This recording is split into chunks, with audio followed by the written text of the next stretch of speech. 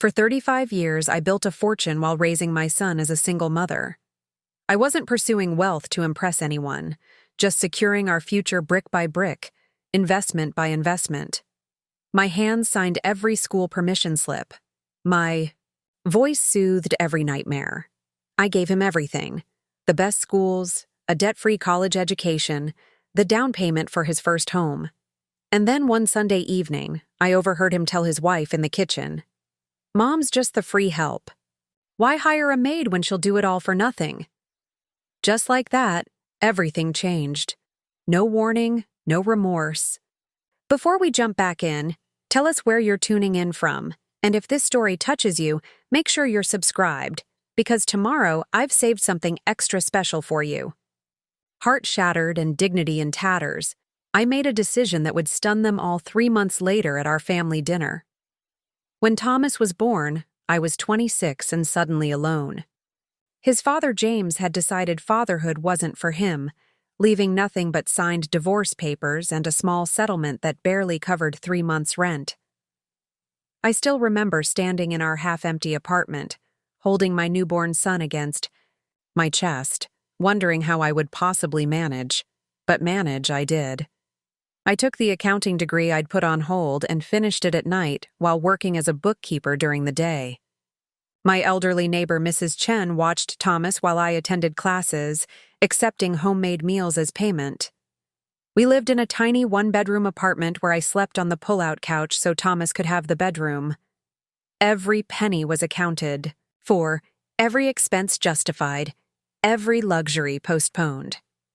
By the time Thomas started kindergarten, I had landed a position at Westfield Financial, a mid-sized investment firm where the hours were punishing, but the potential was limitless.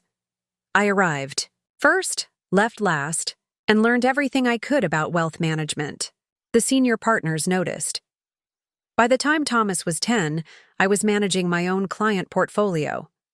By the time he was 15, I had become the firm's youngest female partner. Still, I lived modestly.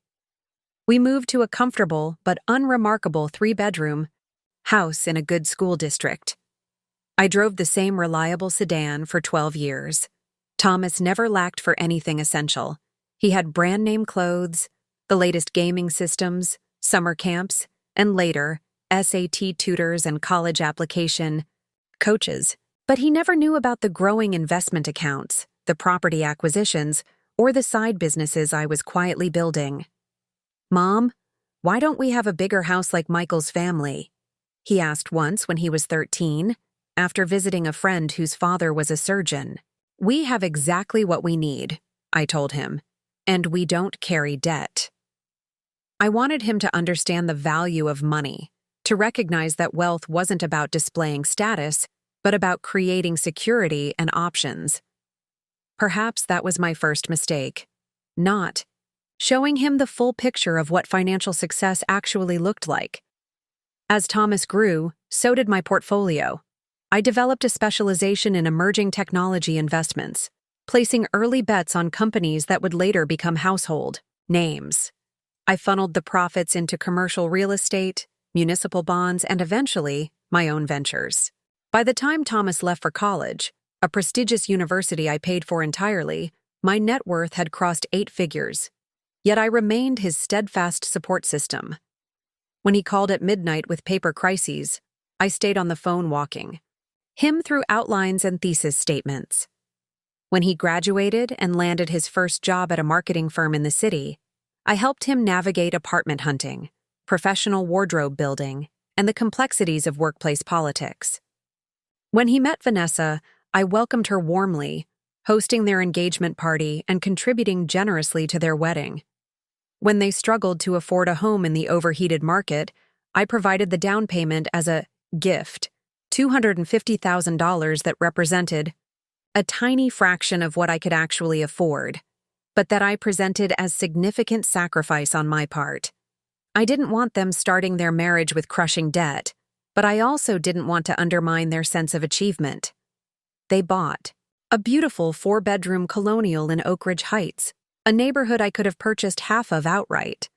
At their housewarming party, Thomas proudly showed guests around, detailing their renovation plans. "We're so grateful for Mom's help," he said, arm around my shoulder. "She really stretched herself thin for us." I smiled and said nothing. I continued my routine of Sunday dinners at their house, arriving early to help Vanessa prepare the meal, though she rarely accepted my suggestions on recipes or techniques. I noticed her eyes rolling when I mentioned traditional dishes I used to make for Thomas.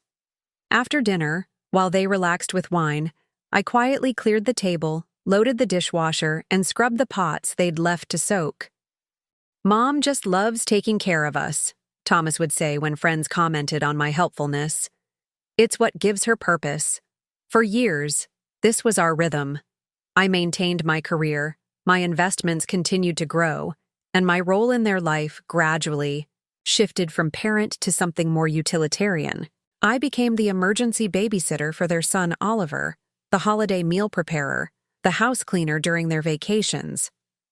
I accepted this evolution as the natural order of things. After all, I had raised my son to be independent.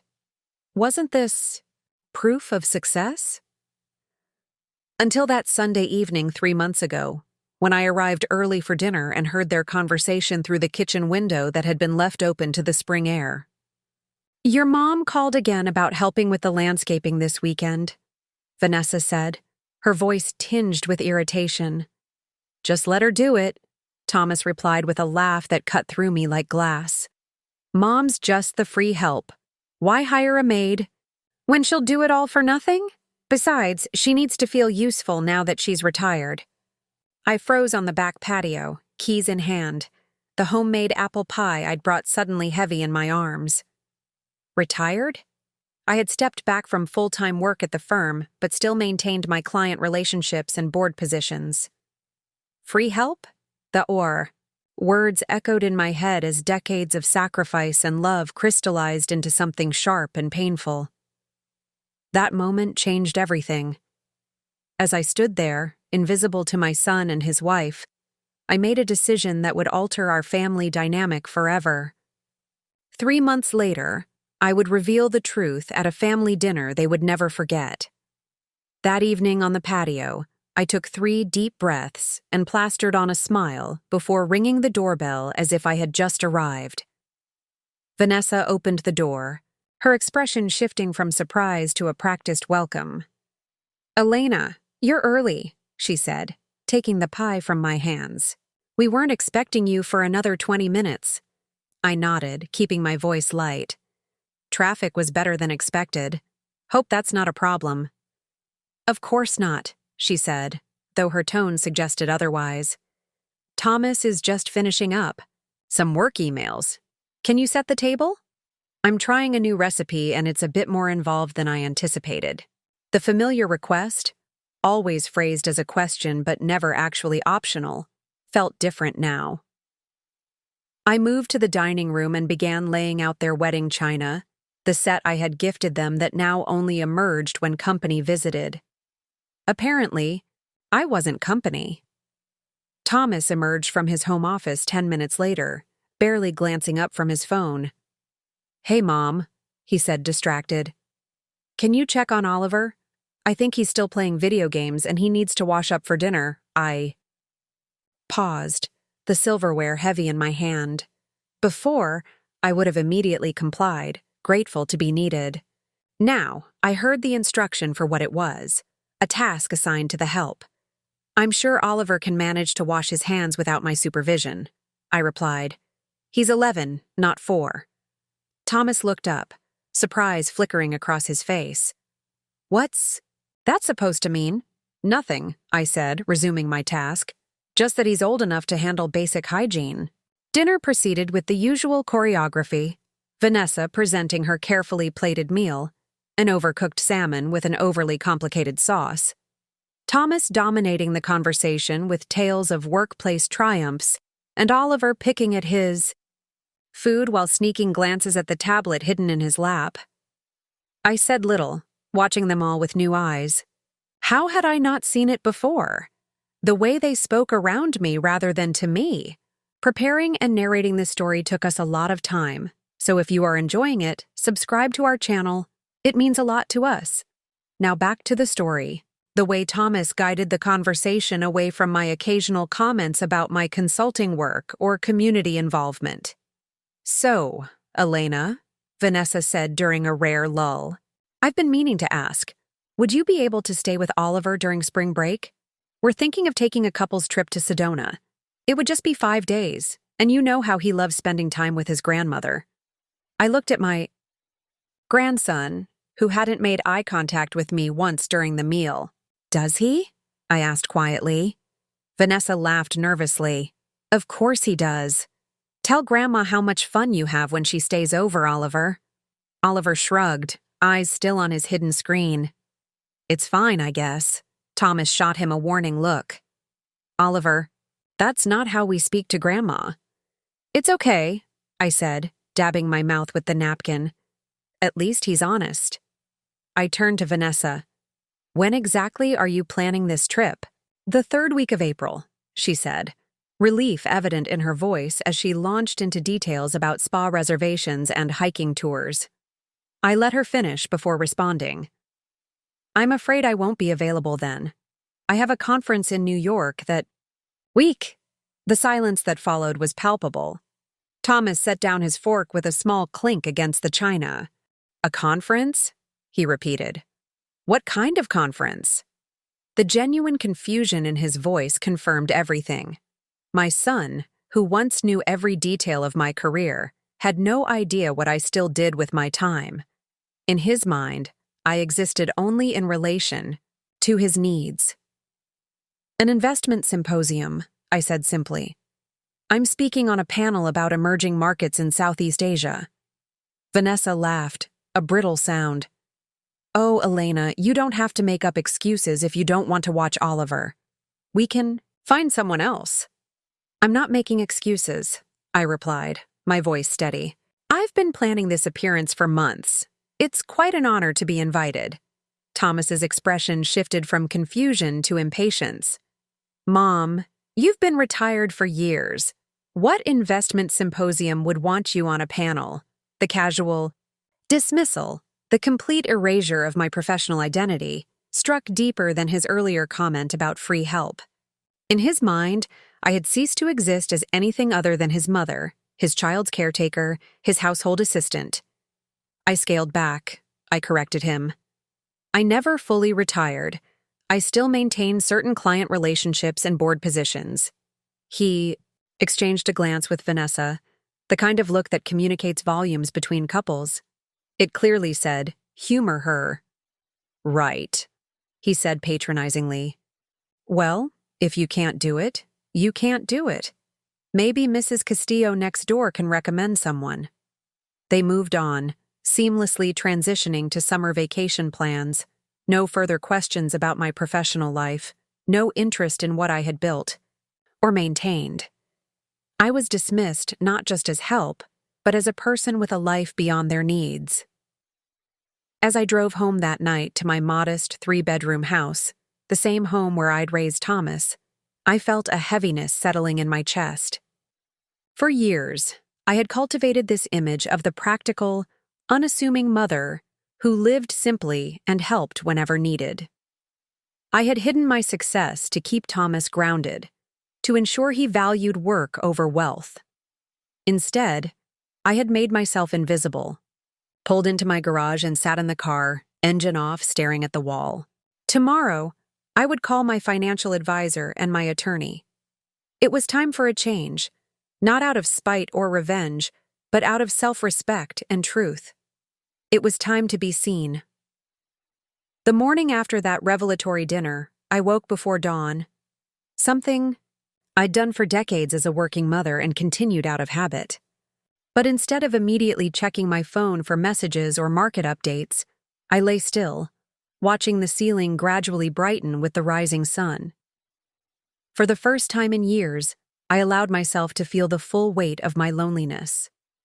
Not just the empty house or the quiet evenings, but the deeper isolation of being unseen, unheard, and unvalued by the person I had given everything to raise. I made coffee and carried it to my home office, a room Thomas had never seen in its current iteration. What had once been a simple desk with a family computer had evolved into a sophisticated workspace with 3 monitors, custom trading software, and a Bloomberg terminal. This was where I managed my empire, hidden behind the facade of a retired bookkeeper. My phone buzzed with a text from Thomas. "Hey, Mom. Vanessa found a college student who can watch Oliver during spring break. Probably better anyway since he's getting older and needs someone who can keep up with him. Sunday dinner as usual?" No apology. No curiosity about my conference. Just a swift pivot to another solution, followed by the expectation that our routine would continue unaltered. I didn't respond immediately. Instead, I called my attorney, Marian Hamilton, a formidable woman in her 60s who had helped structure my more complex investments and property holdings. "Elena," she greeted me warmly. "This is unexpected. Is everything all right?" "I need to make some changes," I said, surprising myself with the steadiness in my voice. "It's time to restructure my estate plan and possibly my living situation." Marian was silent for a moment. "That's significant. May I ask what prompted this?" I found myself telling her everything. Thomas's comment about the free help, the dismissal of my professional identity, the years of invisible service I had provided while hiding my success. "I see," she said when I finished. "And what exactly are you hoping to change?" "First, I want to review my will and trusts. Thomas is currently the primary beneficiary, with provisions for Oliver. I'd like to explore alternatives, such as charitable, foundations, educational trusts with specific conditions. Basically, I want to ensure that whatever Thomas and Oliver receive comes with strings attached, strings that reflect actual values and not just entitlement." "That can certainly be arranged," Marian said. "And the living situation?" I glanced around at the modest home I'd maintained for appearance's sake. "I want to stop hiding. I'm considering moving into one of my properties, the penthouse in Riverside Towers." Marian chuckled. "It's about time. That view is wasted on tenants. What about your current house?" "I'll keep it for now, but I'm stepping back from Thomas's life for a while. I need space to think." After arranging a meeting with Marian for later that week, I finally responded to Thomas's text with a simple, "Can't make Sunday dinner. Need to prepare for my conference. Will let you know when I'm free." His reply came quickly. "Everything okay? Not like you to miss family dinner." The concern seemed genuine, but I couldn't help wondering if it was more about the disruption to their routine than actual worry for my well-being. Who would clear the table and wash the pots if I wasn't there? "Everything's fine," I texted back. "Just busy." Over the next week, I methodically began my withdrawal. I canceled the standing grocery order I maintained for Thomas's family, which had been automatically delivering basics to their home for years without their knowledge. I stopped the monthly gardening service I secretly paid for that kept their yard immaculate, a service Thomas believed was included in their homeowners association fees. I called Oliver's private math tutor, whom I had hired and paid when Thomas mentioned his struggles with pre-algebra and explained that future arrangements would need to be made directly with his parents. I also contacted the summer coding camp where I had secured Oliver a spot and transferred the financial responsibility to Thomas. Each call felt like cutting a thread that had bound me to a role I had outgrown, or perhaps one I should never have accepted in the first place. Thomas called 3 days after I missed Sunday dinner. "Mom, is something wrong? Vanessa said she tried to drop off some dry cleaning for you to pick up, but you weren't home." I closed my eyes, absorbing the casual entitlement in his words.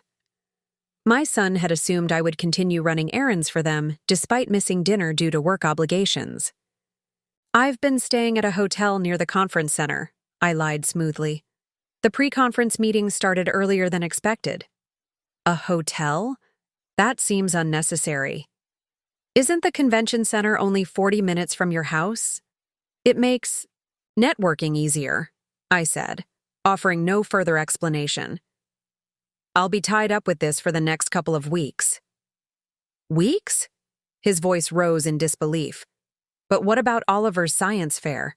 You always help with his projects. I'm sure between you and Vanessa, you can handle a sixth-grade science project, I said, keeping my tone light but firm. You're both college-educated professionals. The silence that followed spoke volumes.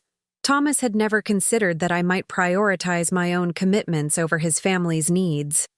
Well, he finally said, I guess we'll figure it out. Let me know when you're back in town.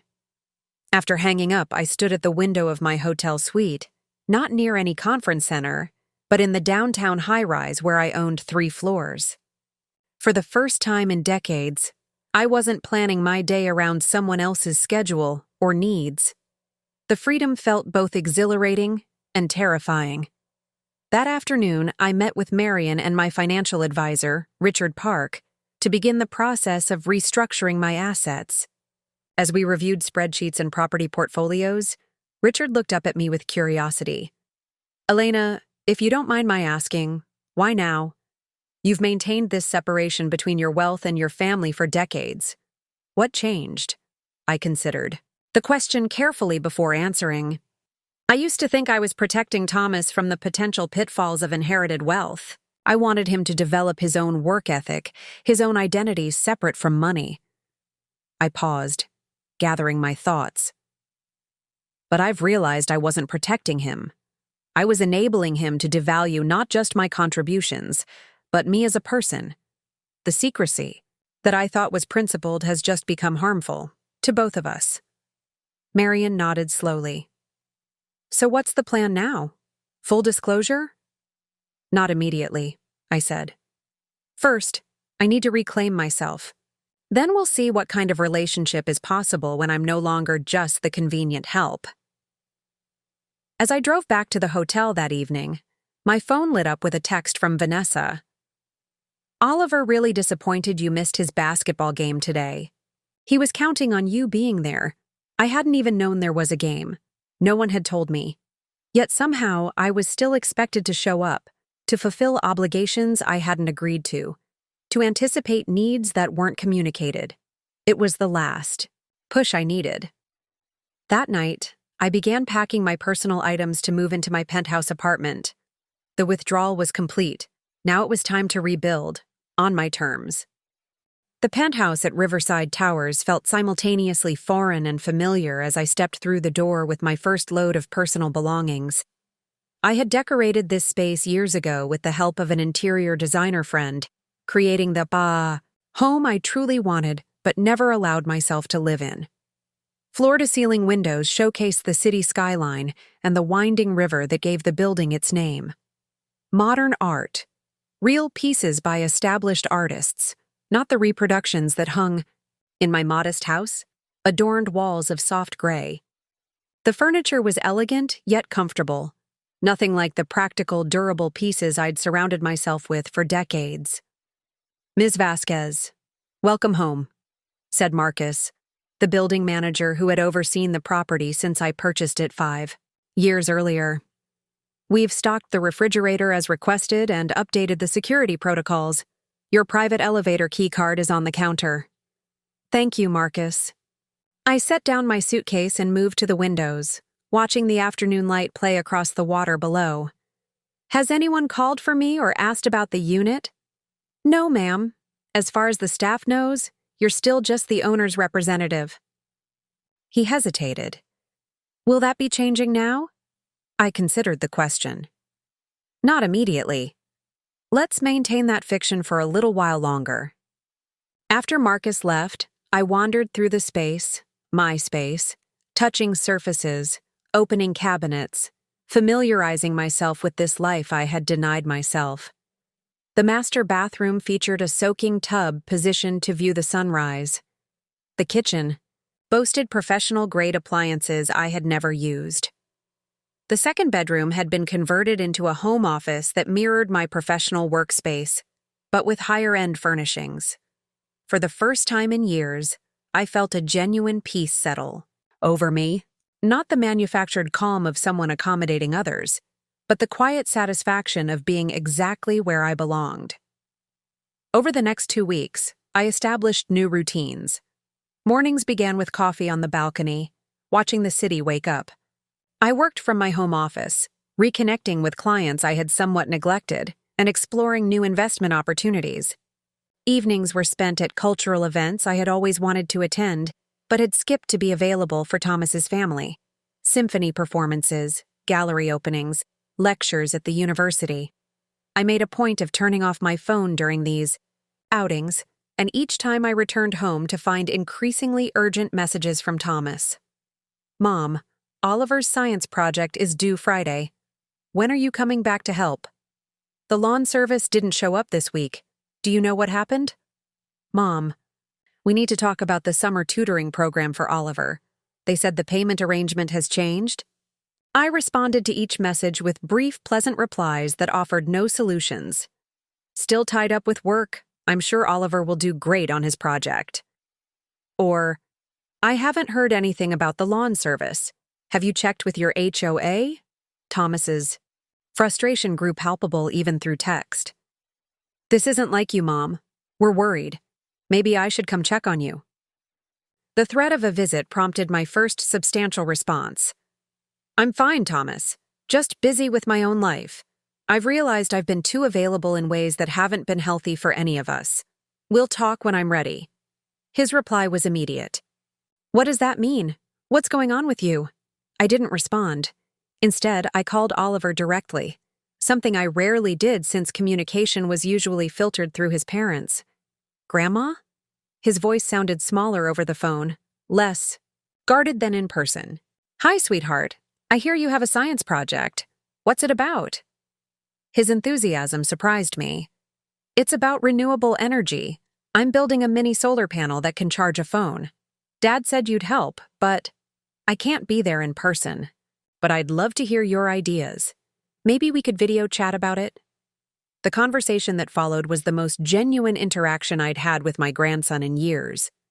Without his parents as intermediaries, without the backdrop of their home, where I was relegated to helper status, Oliver and I simply talked. He had ideas. He was passionate. He asked questions I could answer based on my knowledge of energy companies I had invested in. After we hung up, I sat in the fading evening light, feeling both lighter and heavier. The connection with Oliver had been real, but it highlighted how much had been lost in the dynamic his parents had created. Thomas called the next day, his tone unusually subdued. Oliver said you helped him with his project over video. He's really excited about it. He's a bright boy, I said simply. Mom, he sighed. What's really going on? You've never been unavailable like this before. Are you sick? Is that what this is about? The concern in his voice seemed genuine, which made it all the more painful. Thomas couldn't conceive of any reason for my absence except illness. The idea that I might have my own life, my own priorities, was unimaginable to him. I'm not sick, Thomas. I'm reassessing some things. I kept my voice gentle but firm. I've realized I've been so focused on supporting you and your family that I've neglected my own needs and identity. I'm taking some time for myself. But, he started, then stopped. After a moment, he continued with forced brightness. Well, that's good, I guess. Everyone needs a break sometimes. When do you think you'll be done with this reassessment? I almost laughed at his transparent attempt to establish an end date for my inconvenient independence. I'm not sure, I said honestly. But I'd like to invite you, Vanessa, and Oliver to dinner next month. There are some things I want to share with you all. Dinner at your place? The relief in his voice was palpable. He thought I was returning. To normal. No, I said. At Riverside Towers. The restaurant on the top floor. April 15th at 7. It's important, Thomas. Tax day dinner? He joked weakly. Sure, we'll be there. But Mom, you don't have to take us somewhere fancy. We're happy. With your home cooking. Happy with my home cooking. Happy with my free childcare. Happy with my invisible financial support. This is important, I repeated. Please make sure you're all there. After hanging up, I contacted Marion to ensure everything would be in place. By the 15th, the documents, the accounts, the presentation she had prepared at my request, everything needed to be perfect for what I had planned, not as revenge, but as reclamation. For the next few weeks, I maintained my distance while finalizing the details of my new life. I visited cultural landmarks I had always wanted to see. I had lunch with old colleagues who were surprised and delighted by my reemergence in social circles. I even went on a dinner date with a retired professor I met at a lecture series. Nothing serious, but a pleasant reminder that I could be valued for my mind, my experiences, my company. All the while, I received regular updates from Thomas, each one more transparently manipulative than the last. Oliver keeps asking when you're coming back. Oliver and I were now video chatting regularly without his parents' knowledge. The house just doesn't feel the same without your Sunday visits. Yet they had never once visited me in my home. Vanessa tried making your apple pie recipe, but it wasn't the same. The recipe she had previously criticized as too basic. I responded to each message with gentle deflection. The false peace they sought, a return to the status quo where I existed solely to serve their needs, was not forthcoming. Instead, I was cultivating a genuine peace within myself, one built on self-respect and authenticity. As April 15th approached, I felt neither anxiety nor vindictiveness, just clarity. It was time for the truth. 3 days before our scheduled dinner at Riverside Towers, Thomas called. I was reviewing quarterly reports in my home office when his name flashed across my phone screen. For a moment, I considered letting it go to voicemail. But something in me, perhaps the mother who had always answered his calls for 35 years, compelled me to pick up. "Hello, Thomas," I said, keeping my tone neutral. "Mom, thank God, you answered." His voice had that particular urgency I recognized from childhood emergencies and adult crises alike. "We have a situation." I waited, saying nothing, giving him space to continue without my immediate offer of assistance. The silence stretched uncomfortably until he cleared his throat. "It's about the house. We just got a notice from the bank. There's some kind of issue with our mortgage payments. They're saying we're 3 months behind." My grip tightened on the phone. The mortgage I had helped them secure, with the substantial down payment I had provided, was not particularly burdensome. For their combined incomes, 3 months behind suggested serious financial mismanagement. "That sounds concerning," I said carefully. "Have you spoken with your bank?" "Of course I have." The frustration in his voice was palpable. "They're threatening to start foreclosure proceedings if we don't bring the account current immediately. We need to come up with $12,800 by the end of the week." Again, I waited, not immediately offering a solution as I would have in the past. "Mom," he finally said, his voice dropping to that cajoling tone he had used since childhood when he wanted something. "I hate to ask, but is there any way you could help us out? Just a loan until we get back on our feet. The firm is going through some restructuring, and Vanessa's hours got cut at the hospital." I closed my eyes, absorbing the request. For years, Thomas had assumed I lived modestly because I had limited means, not by choice. Yet here he was, asking for a sum that he believed might represent my entire emergency fund. "That's a significant amount of money, Thomas," I said quietly. I know," he rushed to assure me. "We'd pay you back as soon as things stabilize. Maybe you could take out a small home equity loan. Your house is paid off, right? The bank would definitely approve it with your credit." The casual suggestion that I should mortgage my home to fix his financial irresponsibility struck me like a physical blow. In Thomas's worldview, my financial security was a reasonable sacrifice for his comfort. "What about Oliver's college fund?" I asked, knowing I had established a 529 plan for my grandson years ago, seeding it with $50,000 that Thomas believed had come from my retirement account. "That's for his education, Mom. We can't touch that." Thomas's voice held a note of moral superiority, as if he were protecting his son's future from my irresponsible suggestion. "I see," I said. "And what would happen if I couldn't help?" The question clearly caught him off guard. "What do you mean, if? Mom, this is serious.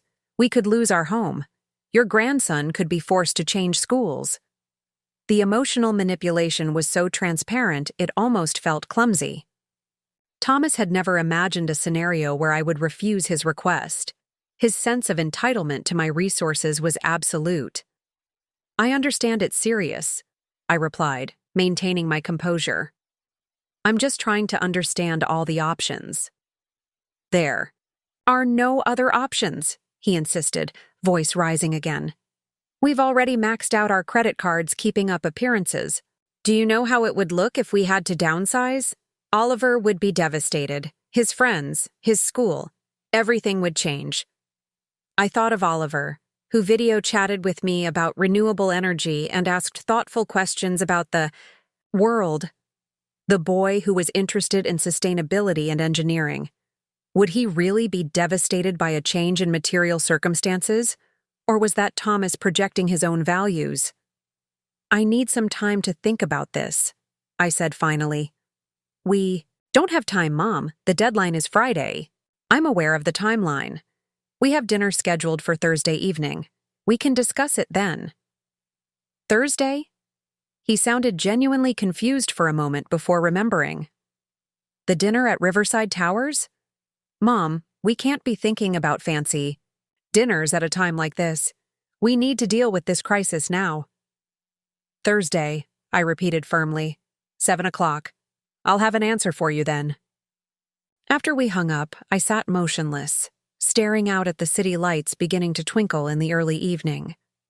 Thomas's request, or demand, more accurately, confirmed everything I had been reevaluating about our relationship. I was not seen as a person with my own needs and life. I was a resource to be tapped, a safety net to be deployed, with no consideration for what it might cost me. I picked up the phone again and called Marion. My son just asked me for money to cover his delinquent mortgage, I explained after briefing her on the conversation. He suggested I take out a home equity loan to give him nearly $13,000. Marion's derisive snort was audible even through the phone. "The same mortgage you helped secure with a $250,000 down payment?" "The very same." "And will you be advancing him the funds before your planned revelation?" I considered the question carefully. "No. If I step in now, nothing changes. This needs to be part of the larger conversation about responsibility, respect, and our relationship moving forward." "A wise decision," Marion said. "I've finalized all the documents for Thursday. The trust structures are in place. The presentation is prepared, and I've arranged for a private dining room at Riverside as you requested." I thanked her and hung up, then moved to the balcony with a glass of wine. Below me, the city continued its rhythmic pulse of traffic and pedestrians, everyone, moving with purpose to destinations unknown. For decades, my purpose had been singular: support Thomas, enable his success, be available for his needs. Now, my purpose was evolving into something more complex, reclaiming my own identity while redefining our relationship on healthier terms. My phone buzzed with a text from Thomas. "Just checking if you've had time to think about the house situation. We really need an answer ASAP." I did not respond. Some conversations were too important for text messages. Some revelations needed to be delivered in person, where I could see his eyes when he finally understood who I truly was, and who I would no longer allow myself to be. Instead, I texted Oliver, "Looking forward to seeing you at dinner on Thursday. I have something special to share with all of you." His response came quickly. "Can't wait, Grandma. Dad seems super stressed about something. Is everything okay?" I smiled at his perceptiveness. "Everything will be fine. Just some adult matters to sort out. How did your science project turn out?" Oliver launched into a detailed explanation of his solar panel success. I felt a renewed conviction about my plan. This wasn't just about standing up for myself. It was about modeling for my grandson what healthy boundaries and self-respect looked like. The lesson was one I wished I had taught his father long ago. The day before our scheduled dinner at Riverside. Towers. I woke early and stood at my penthouse windows, watching the sun rise over the city skyline. Orange and gold light spilled across glass towers, transforming the urban landscape into something almost ethereal.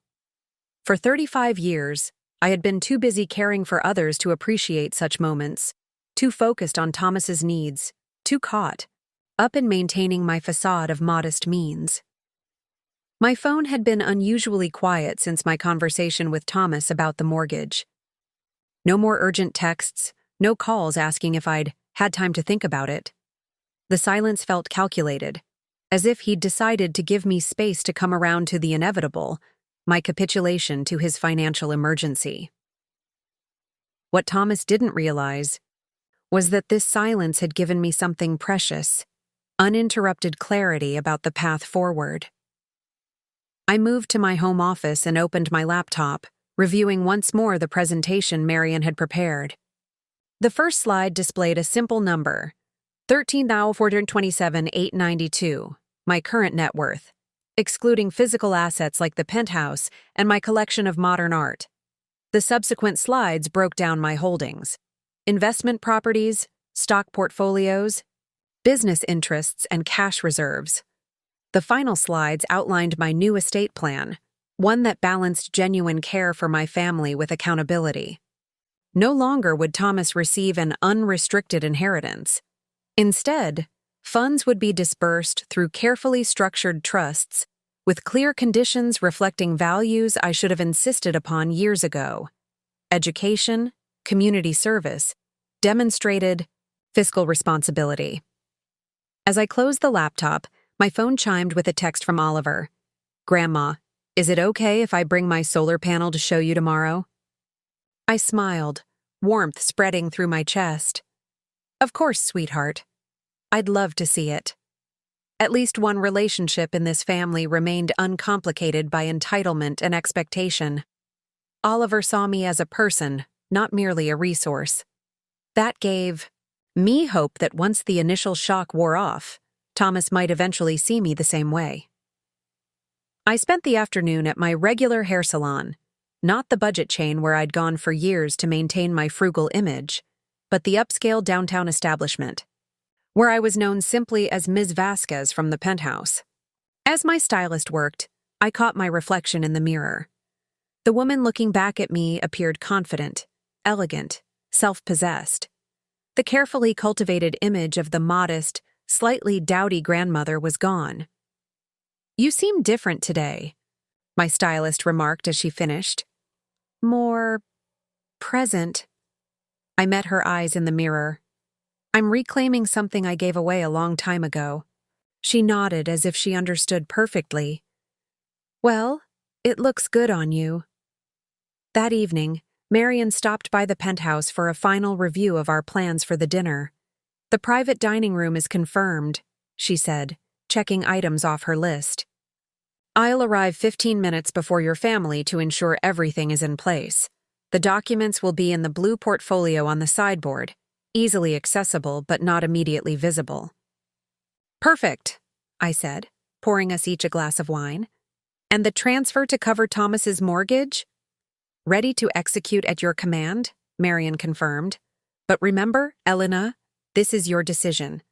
You're not obligated to solve his financial problems, especially if it reinforces unhealthy patterns." I sipped my wine, considering her words. I keep asking myself what I would do if this were a stranger asking for help, or even just an acquaintance. And I would want to know why they were in this situation. I would want assurances that the same problem wouldn't recur. I would expect transparency and accountability. I set down my glass. Why have I required less from my own son? Marian gave me a knowing look. Because mothers are socialized to give endlessly without expectation of return. Because you've confused enabling with loving. Because somewhere along, the way you started believing that your value to Thomas was measured by what you could provide, not who you are." Her words cut through the last vestiges of doubt I had been harboring. The clarity I had been approaching crystallized into absolute certainty. "When did you get so wise about my psychological blind spots?" I asked, attempting to lighten the moment. Marian laughed. "I've watched you build an empire while simultaneously diminishing yourself in your son's eyes." The contradiction was hard to miss. After she left, I stood on the balcony, watching the city lights, feeling a curious mix of anticipation and calm. Tomorrow would change everything, not because I wanted to hurt or shock Thomas, but because truth was the only foundation upon which we could possibly build a healthier relationship. My phone rang. Thomas again. I considered letting it go to voicemail, but decided against it. This would be our last conversation before the revelation that would forever alter how he saw me. "Hello, Thomas." "Mom."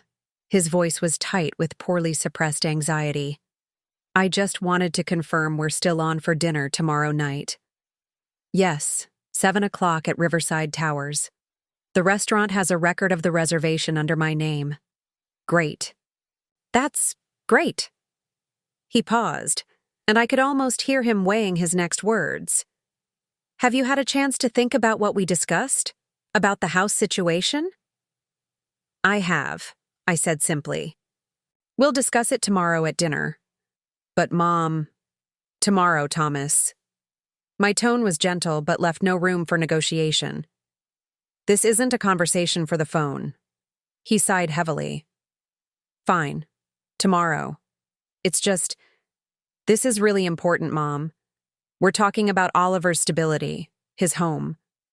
The emotional manipulation was so familiar it almost felt scripted. Thomas had always known exactly which buttons to push. My love for my grandson, my desire to protect him from disruption or harm. For years it had worked flawlessly. Now, with my new clarity, I recognized it for what it was. "I understand the stakes," I replied calmly. "That's why we need to have a proper conversation, face to face." After hanging up, I spent the remainder of the evening reviewing old photo albums, pictures of Thomas as a child, a teenager, a college graduate. I studied his face in each image, tracing the evolution from the curious, open-hearted boy I had raised to the entitled man he had become. Somewhere along that journey, I had failed him by confusing self-sacrifice with good parenting. The realization wasn't bitter, it was illuminating. We had both contributed to the dysfunctional dynamic between us. My revelation tomorrow wasn't just about asserting my own worth. It was about creating an opportunity for Thomas to reclaim his integrity as well. I slept deeply that night, without the anxiety that had plagued me for years whenever I contemplated changing my relationship with my son. The clarity I had achieved acted as a balm, soothing old wounds and uncertainties. In the morning, I stood before my closet, considering my options for the evening ahead. I bypassed the practical, modest outfits I had worn for family gatherings in the past. Instead, I selected a tailored midnight blue dress from a designer boutique, elegant but not ostentatious. I would not be playing the role of the humble, self-effacing mother tonight. I would be presenting myself authentically, successful, confident, and worthy of respect. As I fastened a simple strand of pearls around my neck, a gift to myself when I made my first million, I felt a profound sense of alignment. For the first time in decades, my inner reality and outer presentation would match. No more diminishing my achievements. No more hiding my success to prevent my son from feeling inadequate. The truth was both simpler and more complex than the fiction I had maintained. I was a woman who had built something significant through intelligence and perseverance. I was a mother who had made mistakes out of love. And I was, finally, ready to be seen for who I truly was, not just as Thomas's convenient help, but as Elena Vasquez in all her complicated glory.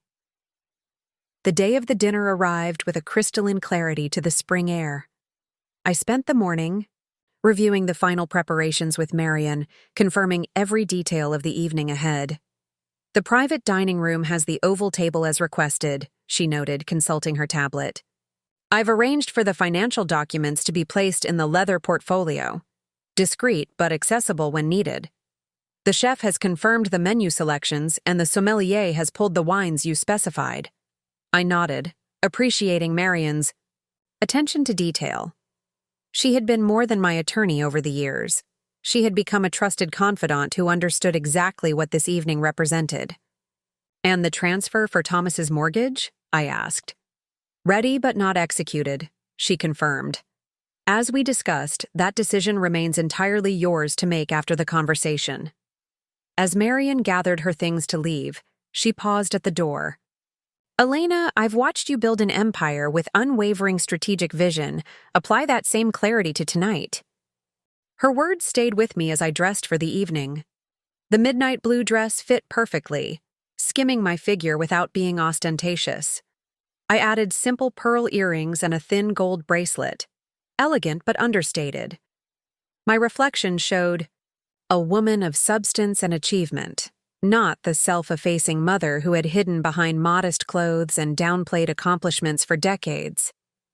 At precisely 6 o'clock, I called my driver, another luxury I had never allowed myself to use, for family gatherings. The Riverside Towers restaurant, please, Michael, I said as I settled into the back seat of the Lincoln Continental.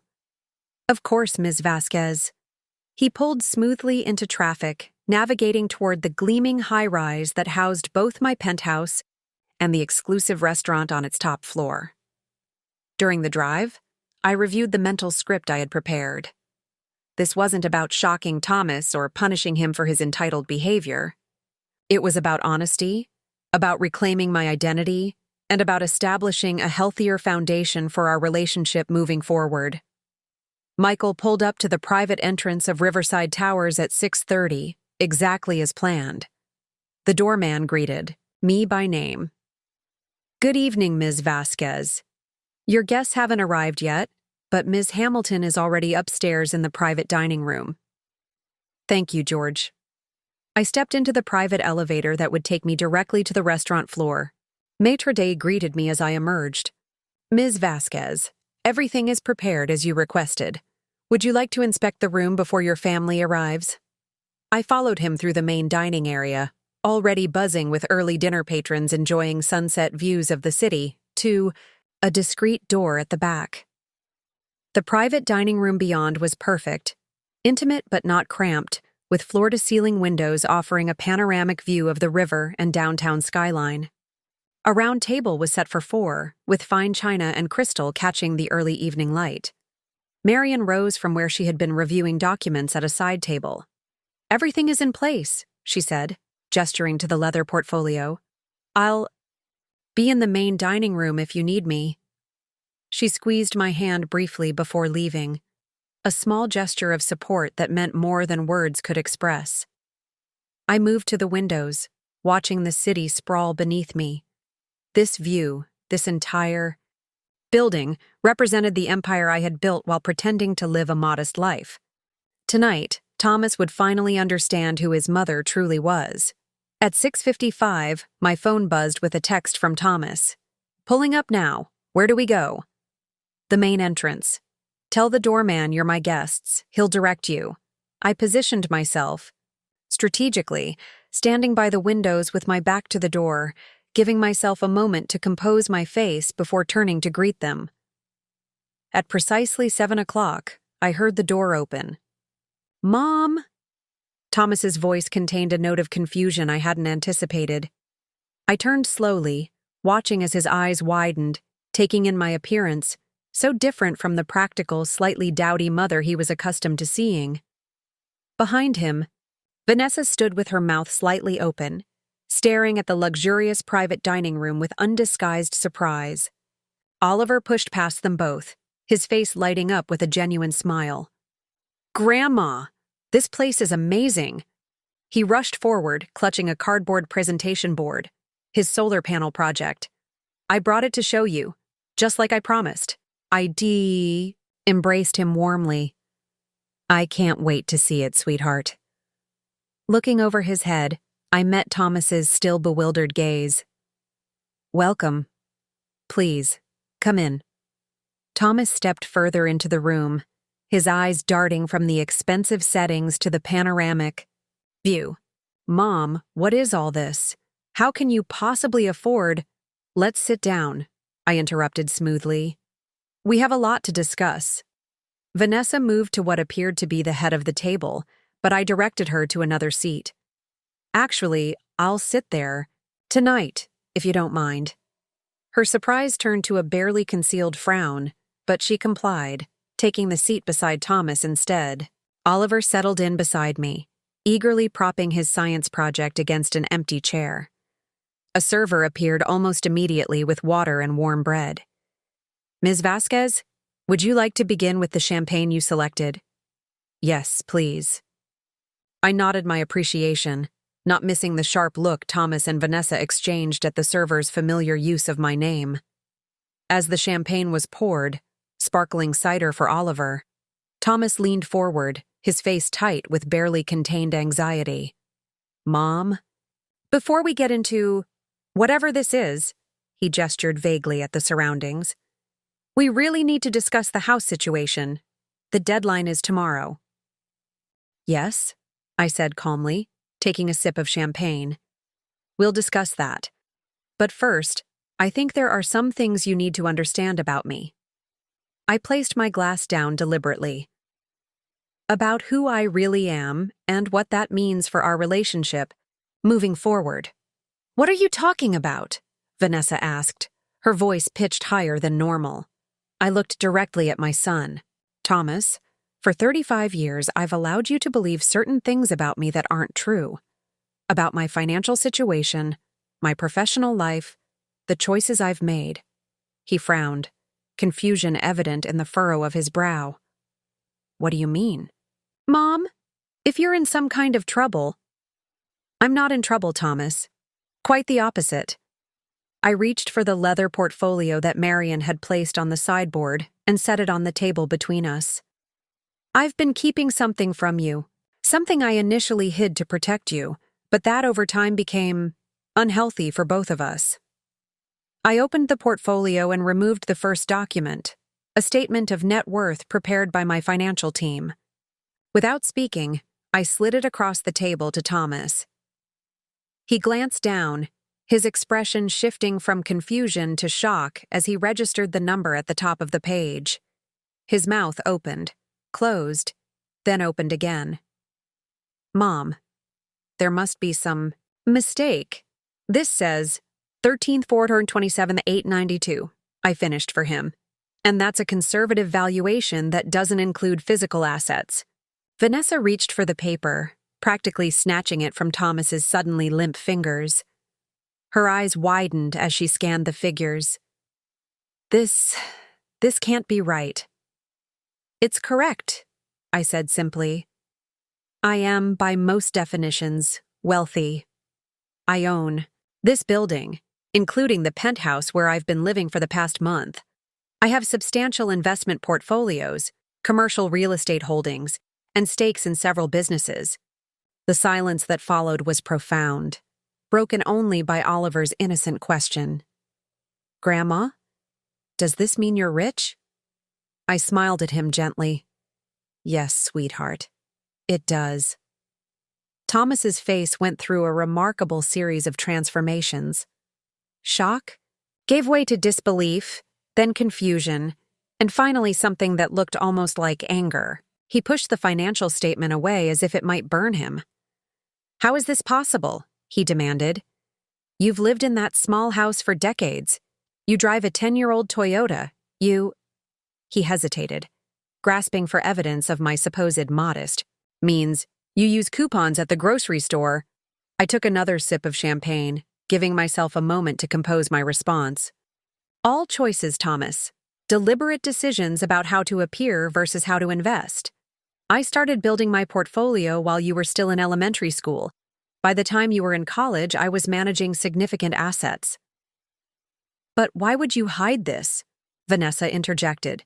Her tone was accusatory, but her eyes kept darting to the financial statement, recalculating every interaction we'd ever had. Why pretend to be— She trailed off, apparently unable to find a tactful way to finish. Why pretend to be of modest means? I supplied. Initially, it was about values. I didn't want you growing up entitled, Thomas.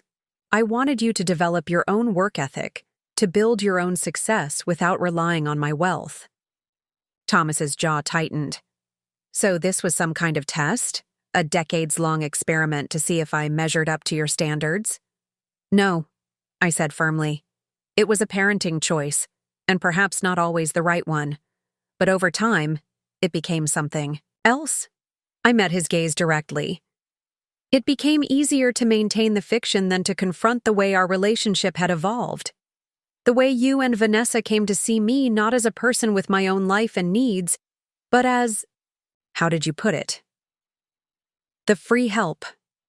Thomas visibly flinched, his eyes widening as he recognized his own words. Even Vanessa had the grace to look uncomfortable, her gaze dropping to her untouched champagne. I heard you that Sunday, I continued quietly. Through the kitchen window. I heard what you said about me, that I was just the free help, that there was no need to hire a maid when I would do everything for nothing. Mom, Thomas began, his face flushing red. Please let me finish, I said, holding up a hand. That moment was clarifying for me. It made me realize that I had enabled a dynamic where my value to you was measured solely by what I could provide: childcare, housekeeping, financial support, rather than who I am. Vanessa's discomfort seemed to transform into defensiveness. That's not fair. We've always appreciated your help. Have you? I asked softly. When was the last time either of you asked about my life, my interests, my work? When was the last time you visited me at my home, rather than expecting me to come to yours? When was the last time you considered my needs before making demands on my time? The silence that followed was deafening. Even Oliver seemed to sense the tension, his earlier excitement dimming as he looked uncertainly between the adults at the table. Thomas cleared his throat. If this is about money, it's not about money, I interrupted. It's about respect, recognition, seeing me as a complete person with my own identity beyond my role as your mother or Oliver's grandmother. I slid another document across the table, a detailed accounting of all the financial support I had provided over the years, from the down payment on their house to the hidden subsidies for lawn care, groceries, and Oliver's educational enrichment programs. Thomas stared at the document, his expression darkening. So you've been keeping score? Tallying up everything you've done for us like we're some kind of investment? No, Thomas, I've been invisible. This document simply makes visible what has been happening in the background of your life for years. Support you never acknowledged because you never knew it existed. Vanessa's fingers drummed nervously on the table. I don't understand why you're doing this now. What do you want from us? The question was so revealing, her immediate assumption, that this revelation came with expectations, with conditions, with a price tag.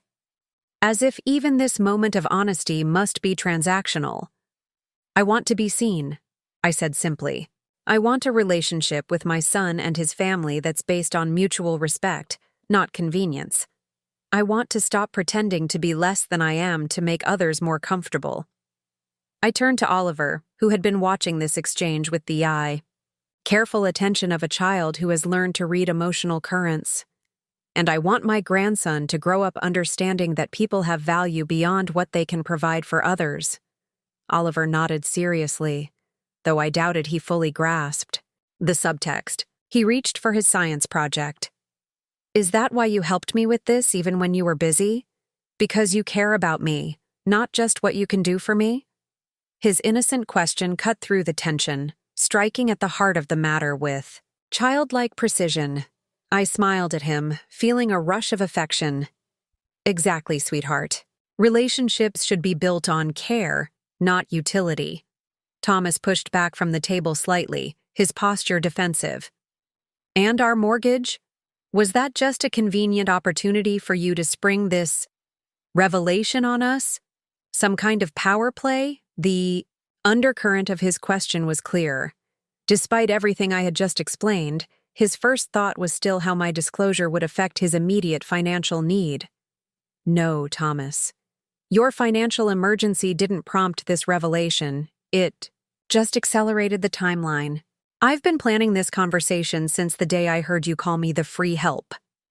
I reached for the portfolio again and removed a final document, a cashier's check made out to his mortgage company for the full $12,800 he needed to bring his account current. This is not a loan, I said, placing it before him. It's a gift, with no strings attached. I'm not withholding help to punish you. But going forward, any financial support will be transparent, acknowledged, and approached with appropriate gratitude, not entitlement. Thomas stared at the check, his expression unreadable. For a moment, I thought he might tear it up in a gesture of wounded pride. Instead, he folded it carefully and tucked it into his jacket pocket without a word of thanks. The server appeared discreetly at that moment to inform us that our first course was ready to be served. The timing provided a welcome break in the emotional intensity, giving everyone a moment to process what had transpired. As the elegant plates of seared scallops were placed before us, I noticed Vanessa studying me with new eyes, taking in my tailored dress, my confidence, the way the staff deferred to me with genuine respect. She was recalibrating, reassessing my place in the hierarchy she had constructed in her mind. Thomas, meanwhile, seemed to be grappling with multiple realizations at once.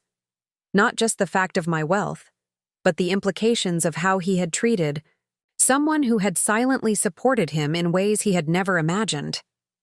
Oliver, bless his heart, simply picked up his fork and began eating with the uncomplicated hunger of a growing boy, seemingly unbothered by the adult tensions swirling around him. The first confrontation had unfolded largely as I had anticipated. Initial shock, defensiveness, attempts to reframe the narrative to preserve ego. Now we would see if the foundation I had just cracked could be rebuilt into something stronger, something more authentic, or if some relationships, once their true nature is exposed, cannot survive the light of honesty. As we ate our first course, a weighted silence hung over the table.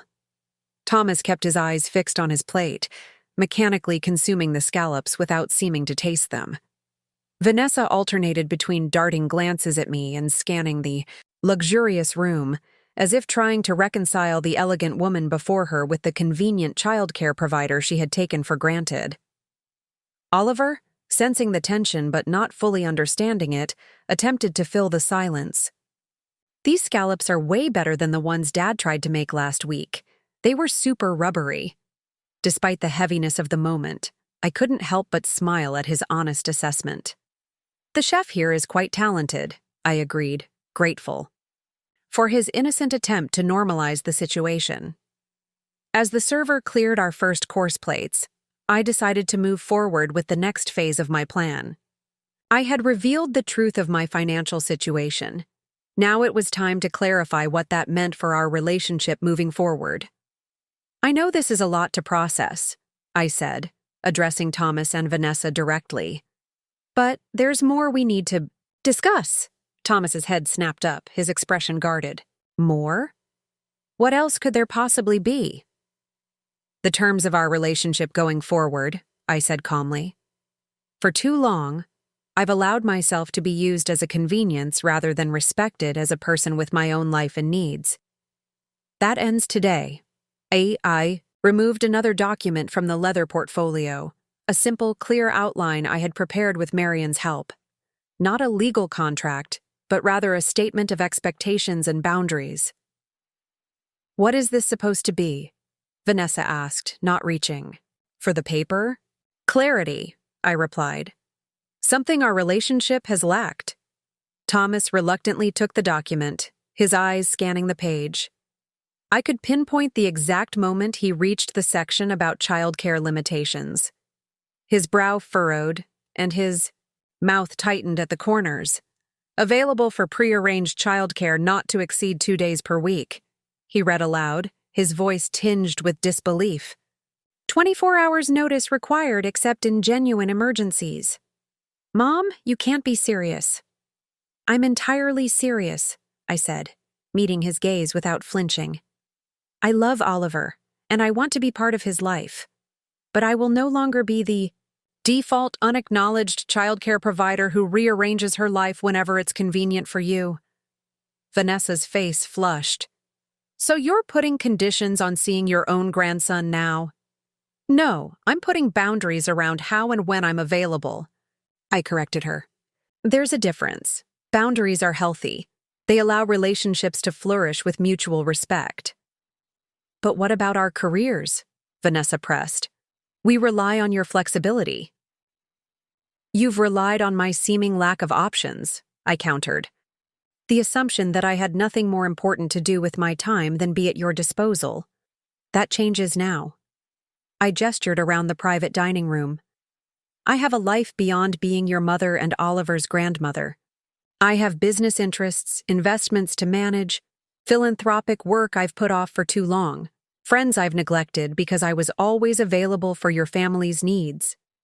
The main course arrived, perfectly cooked beef tenderloin for the adults, and the gourmet burger I had specifically requested for Oliver. The timing of the service provided another natural pause in the intense conversation, giving Thomas and Vanessa a moment to absorb what I was saying. As we began eating, Thomas set down his fork with deliberate control. So what happens if we don't agree to these terms? He practically spat the last word. This isn't a negotiation, Thomas. These are my boundaries, not a contract requiring your signature. I'm informing you of how I will conduct myself going forward. What you do with that information is up to you. Oliver looked up from his burger, a smear of ketchup at the corner of his mouth. Dad, is Grandma not going to watch me anymore? The innocent question seemed to land like a slap. Thomas's expression softened as he looked at his son. No, buddy, that's not. Grandma's just going to be on a schedule now, like soccer practice. I smiled at Oliver. I'll still have our special days together, sweetheart. We'll just plan them in advance, so I can also make time for my other responsibilities. Like running the building? He asked, gesturing around with a French fry. Is that why everyone here knows your name? Yes, exactly like that, I confirmed, impressed by his perception. I own this building, which means I have to make sure everything runs smoothly for all the people who live and work here. Vanessa made a small noise, something between a scoff and a sigh, but said nothing. Her eyes kept returning to the document of boundaries, her expression calculating. I could almost see her mind working, trying to determine how these new limitations would impact their lives, their schedules, their convenience, their expectations. There's one more thing we need to discuss, I said, turning back to Thomas. The financial support I've provided over the years. Thomas's jaw visibly tightened. If you're going to ask for the money back, I'm not, I interrupted. Every gift I've given was exactly that, a gift with no expectation of repayment. The down payment on your house, Oliver's education fund, the various subsidies I've provided, those were expressions of my love for you and your family. I paused to take a sip of water, choosing my next words carefully. However, going forward, any financial assistance will be transparent and acknowledged. No more hidden support that allows you to believe you're more financially independent than you actually are. Thomas flushed, his knuckles white around his fork. So this is about gratitude? You want us to, what? Bow and scrape because you've decided to reveal your secret fortune? No, Thomas. This is about honesty. About seeing me, really seeing me, as the person I am, not the convenient fiction you've constructed. I set down my glass deliberately, and it's about you taking genuine responsibility for your own financial choices instead of assuming I'll always be there to rescue you. Vanessa's voice was tight when she finally spoke. And Oliver? Does he factor into these new boundaries of yours? My heart softened as I looked at my grandson, happily demolishing his burger, blissfully unaware of the adult currents swirling around him. My relationship with Oliver is non-negotiable. I will always be his grandmother, always love him, always support his growth and education. That's why I've established a trust for him. This caught both their attentions immediately. A trust? Thomas repeated. Yes, for his education primarily, with additional funds that will become available to him in stages as he reaches adulthood. It's structured to encourage his independence and responsibility, not to create dependence. And who controls this trust? Vanessa asked sharply. I do, with Marion Hamilton as co-trustee. When I pass, Marion will become the sole trustee until Oliver reaches the specified milestones. I met her gaze steadily. The trust is irrevocable. Neither you nor Thomas will have access to those funds, or the ability to modify the terms. The implication was clear. I no longer trusted them to make financial decisions regarding Oliver's future. This was perhaps the most pointed aspect of my new boundaries, and I could see from their expressions that the message had landed as intended. So you're bribing him, Thomas said bitterly, making sure he stays loyal to you even if we don't play by your new rules. I'm securing his future, I corrected firmly. Something every grandparent has the right to do. The fact that you see it as a manipulation says more about your perspective than mine. As the server cleared our plates and prepared to bring dessert, I felt the weight of decades of unspoken truths finally lifting from my shoulders. The boundaries were set. The terms were clear. Now it remained to be seen whether Thomas and Vanessa could adjust to this new reality, whether our relationship could evolve into something healthier, more balanced, more authentic, or whether the truth, so long deferred, had come too late to save us from the patterns we had created together. Dessert arrived, a delicate chocolate soufflé for the adults and an elaborate ice cream sundae for Oliver that made his eyes widen with delight. The server poured coffee for Thomas and Vanessa and placed a hot chocolate with homemade marshmallows in front of my grandson. Thanks, Grandma, Oliver exclaimed, diving into his treat with enthusiasm undiminished by the tension surrounding him. Thomas stared at his soufflé without touching it. So this is it? You've made your declaration, set your terms, and we're just supposed to accept it all without discussion? I took a small bite of my dessert before answering. Discussion is welcome. Thomas, but the boundaries themselves are not negotiable. You realize this changes everything, Vanessa said, her voice low enough that Oliver, absorbed in his ice cream, wouldn't hear. Our entire schedule is built around your availability.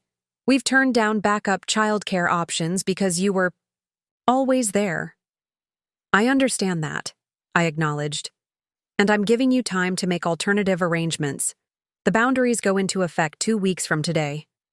Thomas gave a sharp, humorless laugh. How generous of you. It is generous, I replied calmly. I could have simply stopped showing up, the way you two have often changed plans without consulting me. Instead, I'm providing clear communication and a transition period. This pointed reminder of their own behavior seemed to land effectively. Vanessa had the grace to look slightly abashed, though Thomas maintained his defensive posture. And after the 2 weeks? He pressed. What then? Then I expect my boundaries to be respected. If you call asking for last-minute childcare, I'll remind you of our agreement. If you drop by unannounced expecting me to be available, I won't be. If you ask for financial assistance, we'll discuss it transparently with clear terms. And if we need help outside your precious boundaries? The bitterness in Thomas's voice was palpable. Genuine emergencies are accounted for in the document, I said, gesturing toward the paper he had set aside. I will always be there in a true crisis, but your lack of planning does not constitute an emergency on my part. The phrase, one I had practiced with Marion, hung in the air between us. For decades, I had responded to every call, every request, every demand without question. The shift to thoughtful consideration of my own needs would require consistent enforcement, not just declarations. Oliver having demolished half his Sunday, looked up suddenly. "Dad, is this why you were so worried about money? Because Grandma wasn't going to help anymore?" The innocent question landed like a thunderclap. Thomas's face flushed deeply, and Vanessa's lips pressed into a thin line. No, buddy. That's not exactly it," Thomas stammered. I reached over and gently squeezed Oliver's hand. "Your dad and mom had a problem with their mortgage. That's a payment for your house. I'm helping them with that. But going forward, we're going to be more clear about when and how I help." Oliver considered this with the straightforward logic of a child. "So you'll still help, but they have to ask nicely and not just expect it?" I couldn't help but smile at his perfect distillation of the situation. "That's exactly right, sweetheart." "That seems fair," he said with a shrug, returning to his ice cream. "Mom always says I have to ask nicely for things and not just expect them." Thomas and Vanessa exchanged uncomfortable glances, caught in the mirror of their son's innocent observation. The irony of expecting behavior from Oliver that they themselves had not demonstrated toward me was impossible to ignore. As we finished dessert, I could see Thomas wrestling with his emotions: pride, embarrassment, perhaps even genuine regret. Vanessa, ever pragmatic, seemed to be calculating how to adapt to this new reality with minimal disruption to their lives. "I have something for Oliver before we leave," I said, reaching for a small wrapped package I had placed on the sideboard. "A small gift to celebrate your science project success." Oliver tore into the package eagerly, revealing a beginner's solar engineering kit far more sophisticated than his school project. "Wow, this is awesome! Can we build it together, Grandma?" "Of course," I said. "We can schedule our first session next week. Tuesday afternoon, perhaps." I looked pointedly at Thomas and Vanessa as I said this. My first demonstration of the new boundary system. Not whenever works for your parents, but a specific time proposal that respected my schedule, as well as theirs. Thomas nodded stiffly. "Tuesday should be fine. I'll check our calendar and confirm tomorrow." "Perfect," I replied. "Just let me know by Sunday evening so I can plan accordingly." As the dinner concluded and we prepared to leave, I signed the check without comment. Another small demonstration of the reality they had been unaware of for so long. The staff's deference to me, the ease with which I navigated this world of luxury they had never associated with their practical, modest mother, continued to visibly unsettle Thomas and Vanessa. In the lobby, Michael was waiting with the car to take me home. "Would you like me to arrange a car for your family as well, Ms. Vasquez?" he asked discreetly. Before I could answer, Thomas interjected, "We can manage our own transportation, thank you," his pride clearly still smarting. I embraced Oliver warmly. "I'll see you Tuesday, sweetheart. Bring your solar panel. I want to see it in action." As they walked toward the parking area, I heard Oliver ask, "Dad, why didn't you ever tell me Grandma was rich?" Thomas's reply was too quiet to hear, but his hunched shoulders told me everything I needed to know about his continued struggle to reconcile the mother he thought he knew with the woman I had revealed myself to be. The first test of my new boundaries had been set for Tuesday. Now we would see if words could translate into lasting change, and if a relationship built on convenience could evolve into one founded on mutual respect. The Tuesday following our revelatory dinner arrived with unexpected clarity, both in the crisp spring air and in my own sense of purpose. I had spent the intervening days settling more completely into my penthouse, arranging my office to better accommodate my renewed focus on business interests, and, most importantly, preparing for my first scheduled visit with Oliver under the new boundary system. At precisely noon, I received a text from Thomas. "Oliver is excited about today. We'll drop him off at 3 car and pick him up at 6 car as discussed." The formal tone was new, a stark contrast to his previous messages that had always assumed my availability without confirmation. I replied with equal clarity, "Perfect. I'll be ready for him at 3. We'll be working on the solar kit in my home office." At 2:45, my phone rang. Marion checking in as she had promised. "How are you feeling about this afternoon?" she asked without preamble. "Surprisingly calm," I admitted. "I've been preparing for boundary violations, but so far Thomas has been rigidly compliant with the new system." "Compliance isn't the same as acceptance," Marion cautioned. "Be prepared for testing, subtle or overt. First boundaries are always challenged, especially when they disrupt long-established patterns." I appreciated her pragmatism. "I'll be vigilant, but today is about Oliver, not Thomas or Vanessa. I want to make sure he doesn't feel caught in adult tensions." "A wise approach," Marion agreed. "By the way, the West Side Community Foundation called again about your interest in their board position. I told them you'd consider it next week. The foundation work was part of my reemergence plan, reclaiming not just my personal boundaries, but my place in the wider community, a place I had relinquished years ago to be perpetually available to Thomas's family. Tell them I'm definitely interested. Schedule an initial meeting, but make sure it doesn't conflict with my Tuesday and Thursday afternoons with Oliver." At precisely 3 hours, the concierge called to announce Thomas and Oliver had arrived. I instructed him to send them up, another first, as neither had ever visited my penthouse before. The look on Thomas's face when the private elevator opened directly into my foyer was worth photographing. Shock mingled with what might have been embarrassment as he took in the elegant space, the artwork, the panoramic views. Oliver, meanwhile, bounded forward with a child's unself-conscious enthusiasm. "Whoa! Grandma, you live here? This is like a superhero headquarters." I laughed, genuinely delighted by his response. "It's just home to me, sweetheart. But yes, the view is pretty spectacular." Thomas remained near the elevator, his posture stiff. 6 o'clock, he reminded unnecessarily. "Vanessa has that dinner with her hospital colleagues, so I'll be picking him up." "We'll be ready," I assured him. "Oliver brought his science project to show me?" My grandson held up his solar panel proudly. "And I brought my notebook to write down everything we learned from the new kit." Thomas nodded awkwardly, clearly uncertain of his role in this new arrangement where he dropped off his son at his mother's luxury penthouse for a scheduled visit. "Right. Well, have fun." As the elevator doors closed behind him, I turned my full attention to Oliver.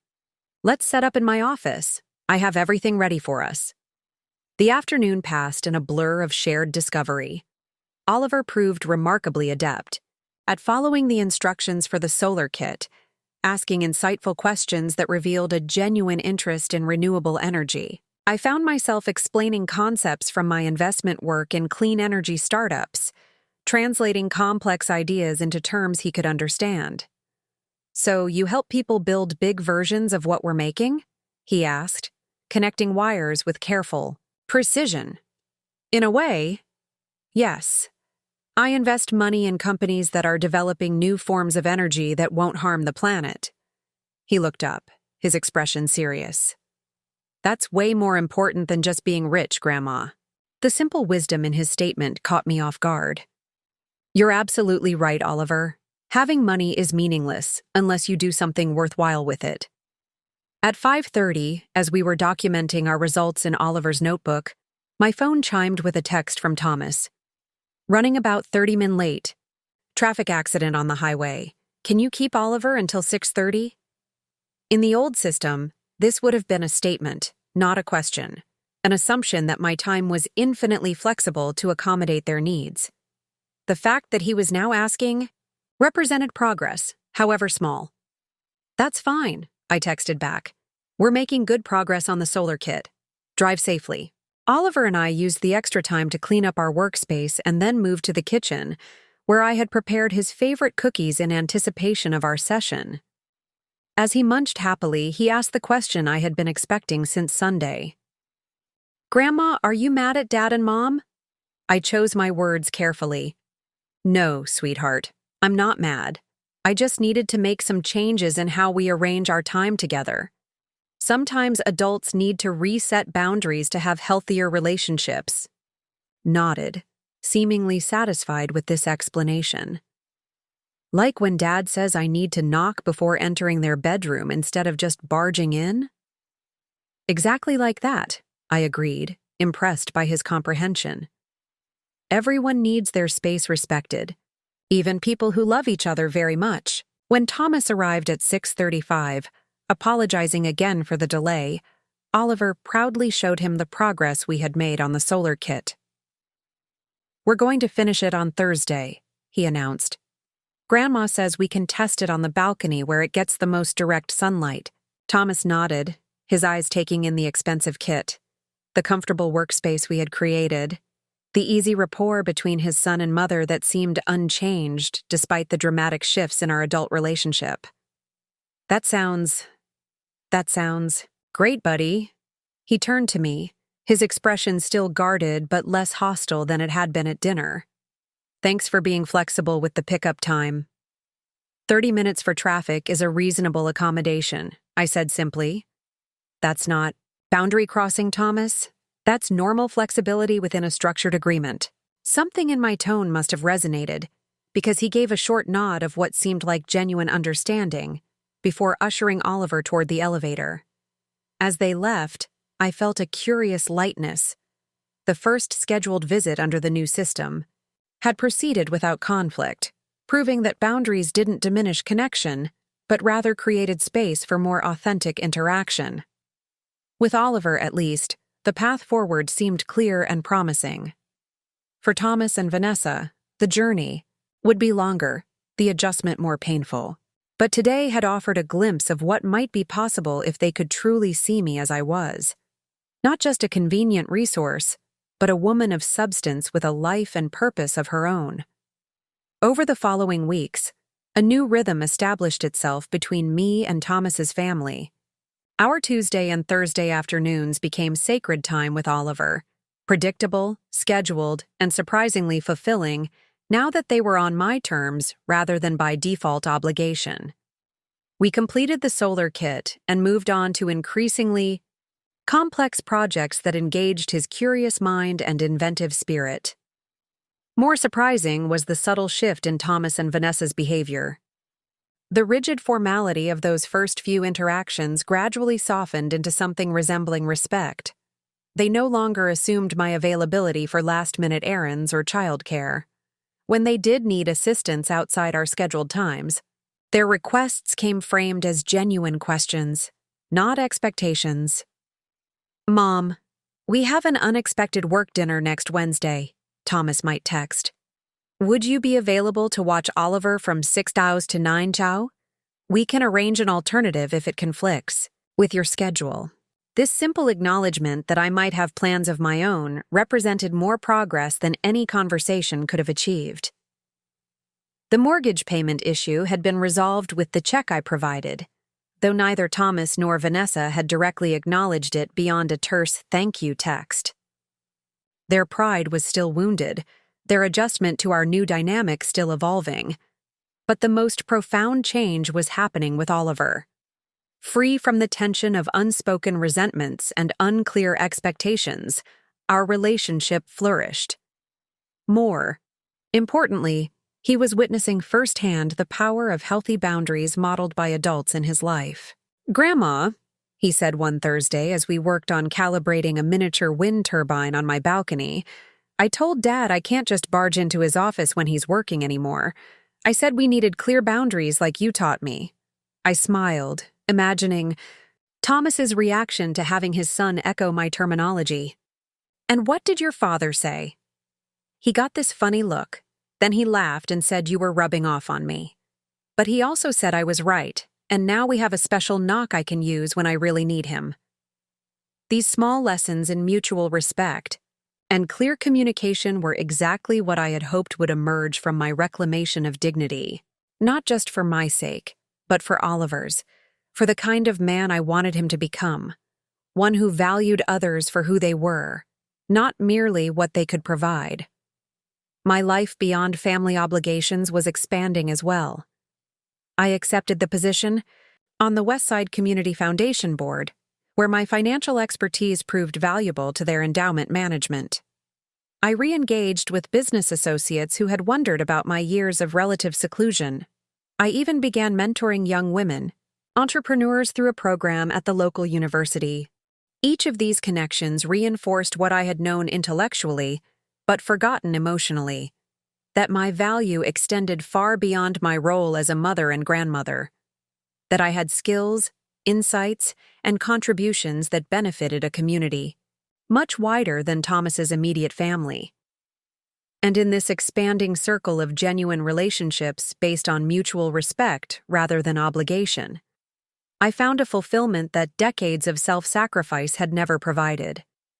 The woman who had once been invisible, the convenient help, the background support, the unacknowledged provider, was stepping fully into the light of her own making, not with bitterness or resentment, but with the quiet confidence of someone who finally understood her own worth. And that, perhaps, was the most positive influence of all, not just for Thomas, Vanessa, and Oliver, but for myself as well. The peaceful rhythm that had developed between my family and me lasted nearly 2 months before the inevitable test came. I had been anticipating it, waiting for the moment when my boundaries would face a genuine challenge rather than the cautious compliance Thomas and Vanessa had demonstrated thus far. It arrived on a Wednesday evening while I was attending a fundraising gala for the Community Foundation. I had just finished delivering remarks about our new scholarship initiative when my phone vibrated repeatedly with incoming calls from Thomas. After the third attempt in 5 minutes, I discreetly stepped into the hallway to answer. "Mom, thank God." Thomas's voice was tight with barely controlled panic. "We need you to come over right away. Vanessa's mother had a fall and we need to drive to Riverside immediately to check on her. We need you to stay with Oliver." In the background, I could hear the sound of hurried packing, drawers slamming, Vanessa's stressed voice giving instructions. "I'm at the foundation gala," I replied calmly. "The one I mentioned last week at our dinner. I'm one of the keynote speakers." "Mom, this is an emergency," Thomas insisted, his tone sharpening. "Vanessa is beside herself. Her mother might have broken her hip. We need to leave in the next 20 minutes. Before my boundaries, there would have been no question. I would have immediately left whatever I was doing, regardless of importance, and rushed to their aid. But now I took a measured breath before responding. "I understand this is serious. Thomas, is there anyone else you can call? A neighbor? One of Oliver's friends' parents?" The silence on the other end was thunderous. "Anyone else?" he finally repeated, his voice rising. "You're his grandmother. You're supposed to be our emergency contact. That was part of your so-called boundary document, wasn't it? Emergencies were accepted?" "Yes," I acknowledged. "And I recognize this is urgent. But I'm across town at an important function where I have responsibilities. I'm trying to help you find a solution that works for everyone." "Works for everyone?" Thomas's control finally snapped. "Do you hear yourself? This isn't about your precious boundaries or your suddenly important social life. This is family. Vanessa's mother is in the hospital, and you're worried about your gala?" The old guilt rose like a tide, the ingrained belief that any needs of mine were secondary, that family emergencies automatically trumped any commitment I might have made to myself or others. I closed my eyes, centering myself in the principles I had worked so hard to establish. "Thomas," I said quietly, "I can be there in approximately 90 minutes after my speech concludes. If that timing doesn't work for you, I suggest calling. The Petersons next door. Oliver has played with their son many times, and they've offered to help in the past." 90 minutes? The disbelief in his voice was palpable. "Her mother could be in surgery by then. I can't believe you're doing this, choosing some rich people charity event over your own family in crisis." The deliberate attempt to minimize my commitment, to frame it as frivolous socializing rather than the professional obligation it was, revealed how deeply the old patterns were ingrained. Despite 2 months of careful compliance, Thomas still fundamentally believed my time and priorities were less important than his. "I'm not choosing anything over family.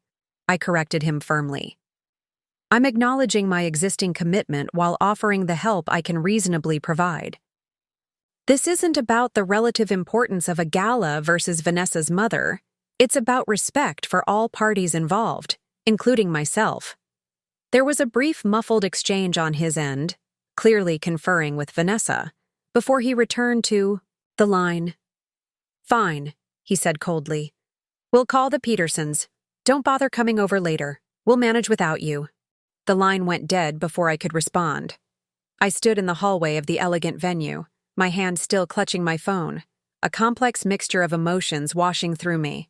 Guilt, certainty, regret, resolve, all swirling together in the aftermath of the first real test of my boundaries.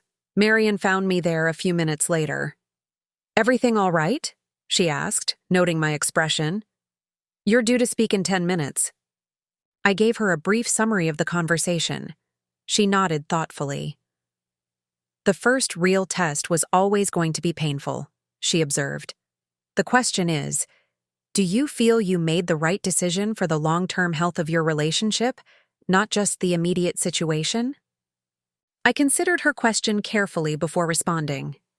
Yes, I said finally. If I had abandoned my commitments at the first crisis, nothing would have changed. The pattern would have reset to its default. My needs subordinate to theirs, my boundaries flexible while theirs remain rigid. Marian squeezed my arm supportively. Then stand firm in your decision. Real change isn't comfortable. For any of you. 3 days passed without communication from Thomas or Vanessa following our confrontation over the emergency childcare. I maintained my routine, attending to my business interests and foundation work while wondering how Vanessa's mother was faring. Despite the tension, I was genuinely concerned about her well-being. On Saturday morning, I received a text from Oliver. Grandma, are we still having our Tuesday session? Dad hasn't said anything. The innocent message revealed much about the household dynamics. Thomas, in his anger, hadn't communicated with Oliver about our scheduled time together, either to confirm it was happening or to cancel it. The uncertainty was unfair to a child who had come to rely on our consistent routine. Absolutely, I texted back. 3 Saturday to you as usual.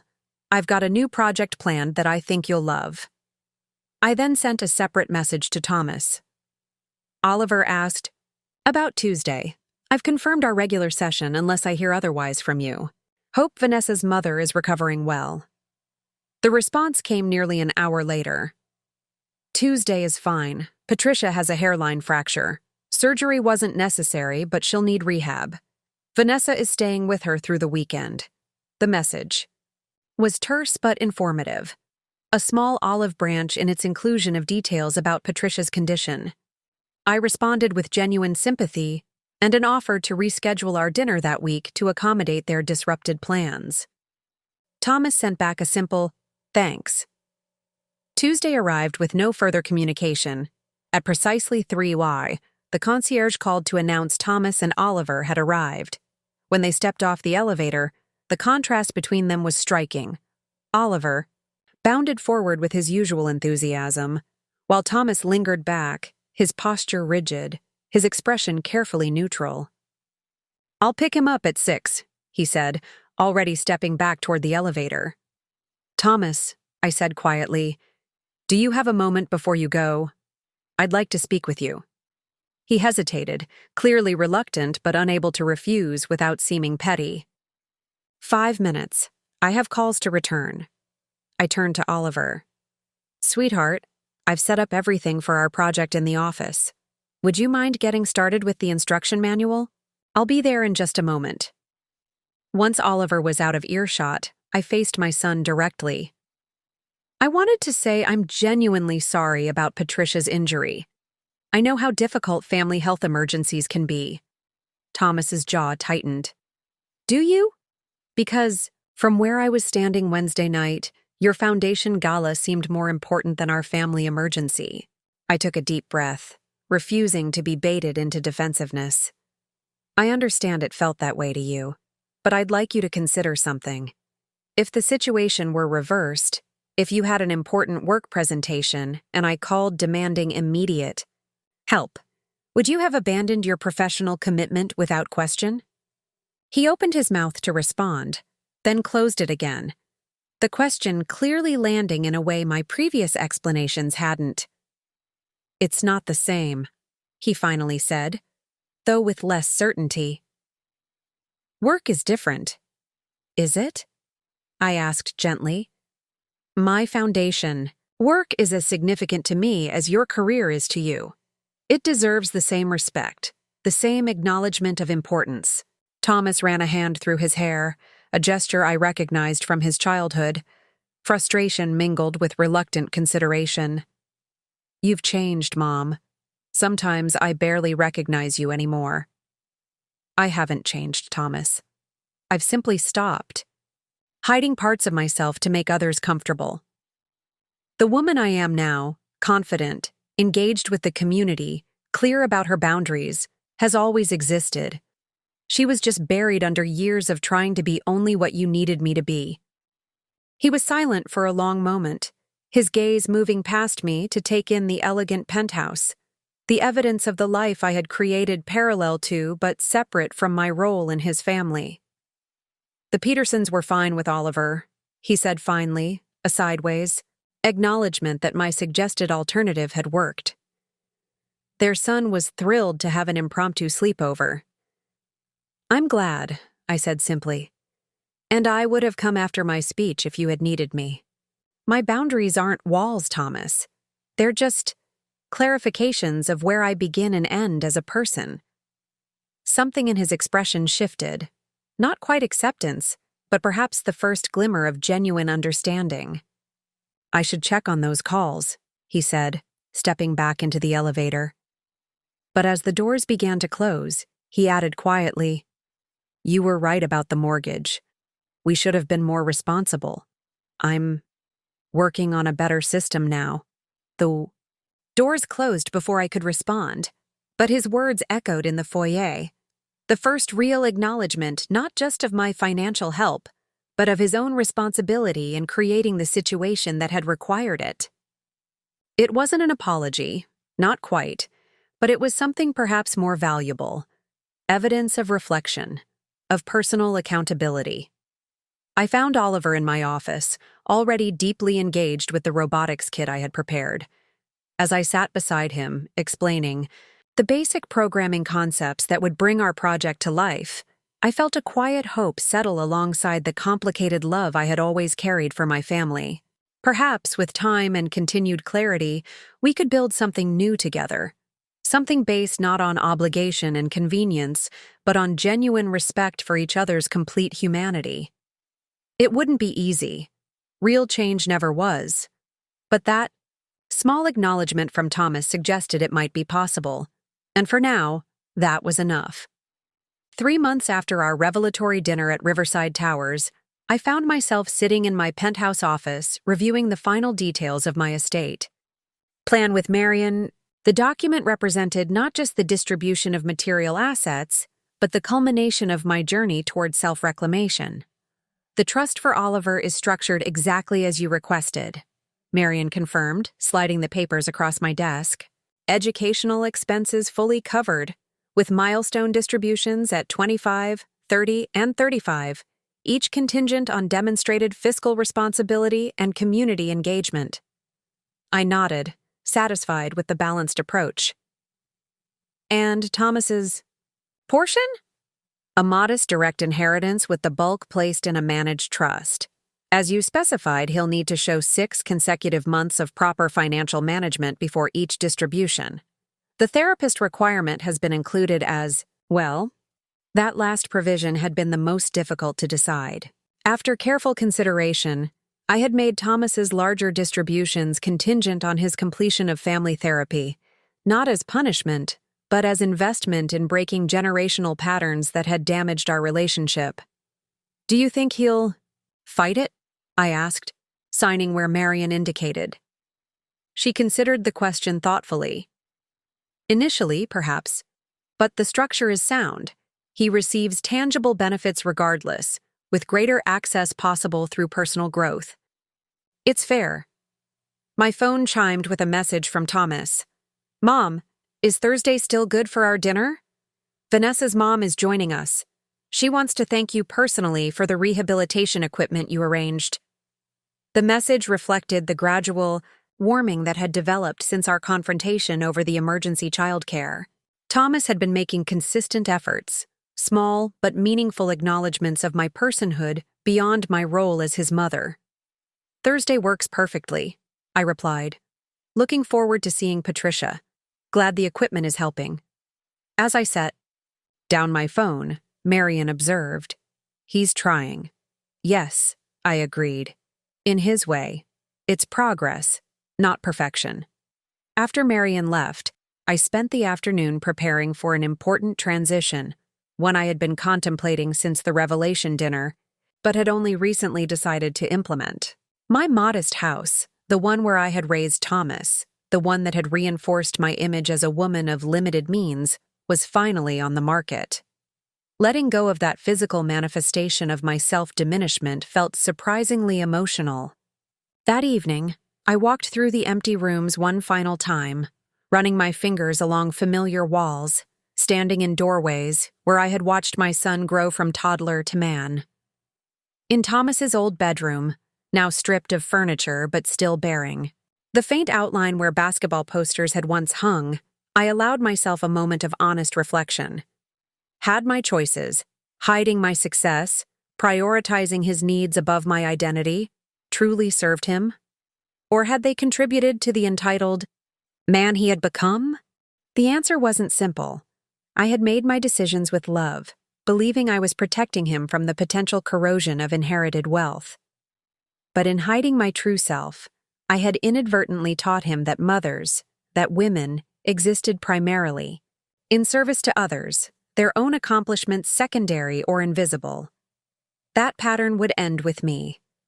Oliver would grow up seeing his grandmother as whole and complete, successful, boundary-respecting, generous but not exploitable. The following evening, Thomas, Vanessa, and Oliver came to the penthouse for our now regular Thursday dinner. Patricia joined us, moving carefully with her walker but clearly improving. The conversation flowed more naturally than it had in years. Genuine questions about my foundation work, Oliver's animated descriptions of our latest projects, even Vanessa sharing challenges at the hospital with newfound openness.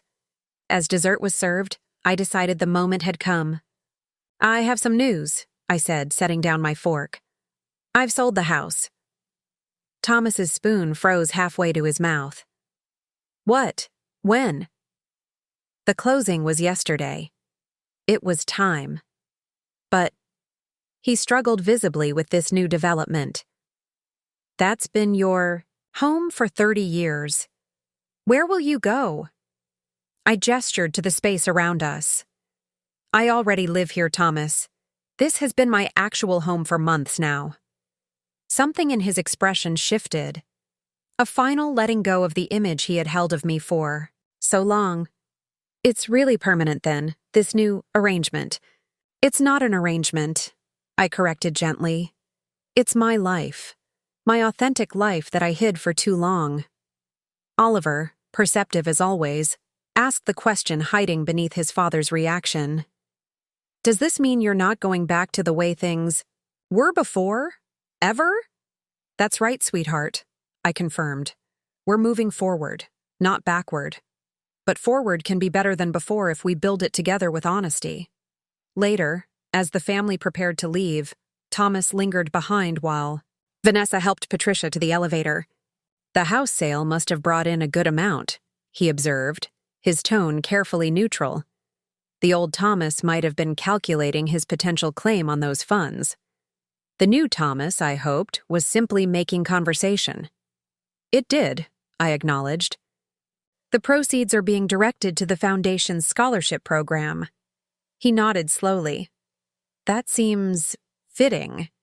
After a pause, he added, I've been meaning to ask, would the Foundation be interested in pro bono marketing support?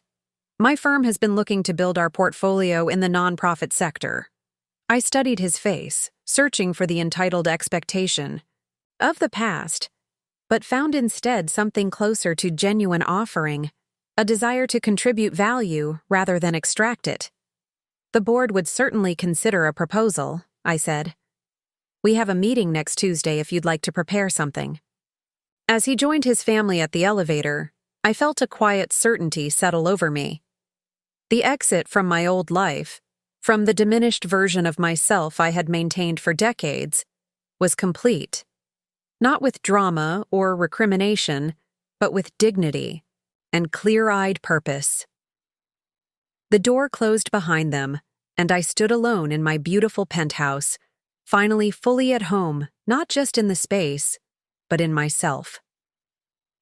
A year had passed since that pivotal family dinner at Riverside Towers. The seasons had cycled through their eternal rhythm, and with them, my life had settled into a new pattern, one built on authenticity rather than accommodation, on mutual respect rather than exploitation. My penthouse no longer felt like a bold statement of independence but simply home, a place that reflected who I truly was rather than who I had pretended to be for decades.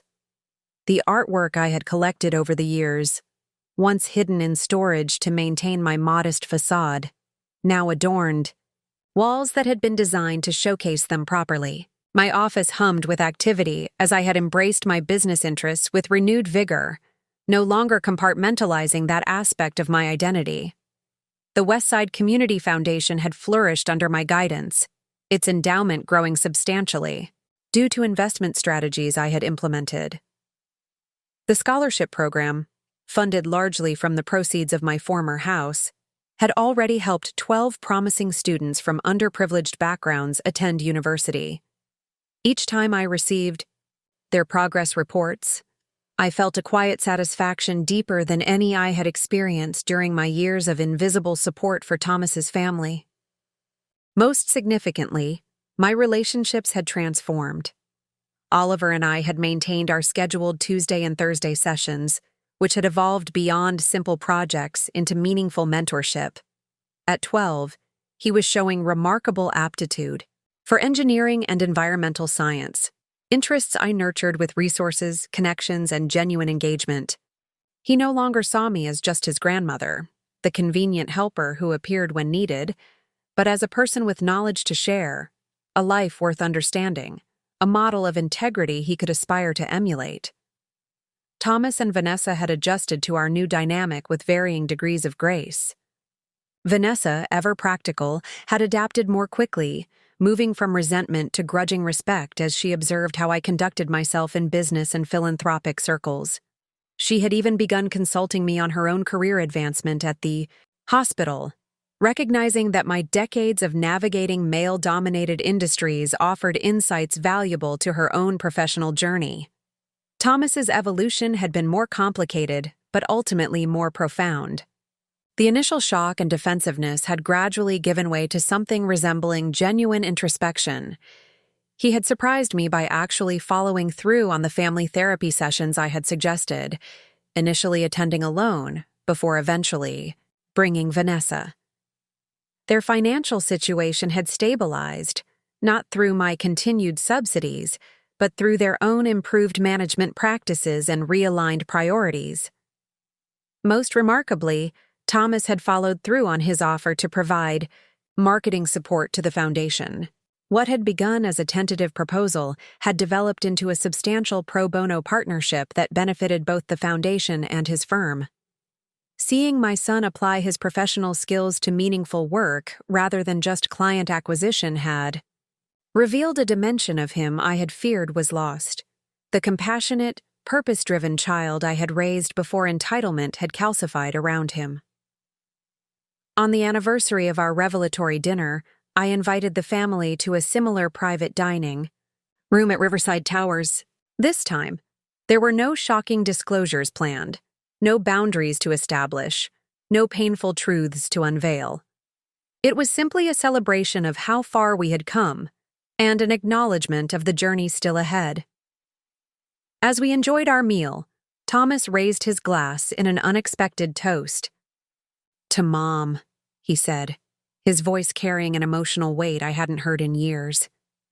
Who had the courage to show us the truth, not just about her success, but about what real love looks like. Not endless sacrifice that enables bad behavior, but honest boundaries that challenge us to be better. The words washed over me, a balm to the wounds that had been slowly healing over this transformative year. Not because I needed his validation, I had moved beyond that dependency, but because they represented a genuine shift in understanding that would serve him well long after I was gone.